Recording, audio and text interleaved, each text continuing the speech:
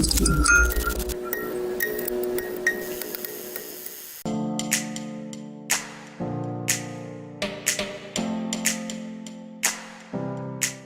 amin'ny resaka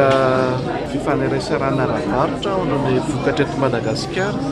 mba hatratrarantsika andreo fenitra sy ilay kalitao izay takian'ny tsena iraisam-pirenena dia misy kalitao takian'izany tsena zany dia izay zany ilaina tafita ihany koa ny amin'ny mpamokatra mba hahafahan'ireo ilay mpamokatra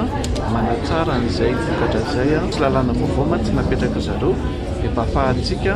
miatrika an'izay lalàna vaovao izay zany no anton'izao atrika soa. Momba ny hoe ny tsena misokatra à travers ny AGOA moa zany tena resahantsika androany ka itsika raha ite hisehatra any amin'izay tsena iraisam-pirenena izay dia eo aloha ny quantité izay mbola tsy ananantsika dia tsika dia efa mahita hoe tsy manana an'izay quantité izay tsika raha hanondrana ny tsena amerikana zany anie tsy ray conteneur no alefatsika tena conteneur maro samihafa 300 millions na consommateur ny any États-Unis hoe maivana raha ny sehatry ny aty amin'ny vokatra vokarina zany mandeha any amin'ny tsena amerikana.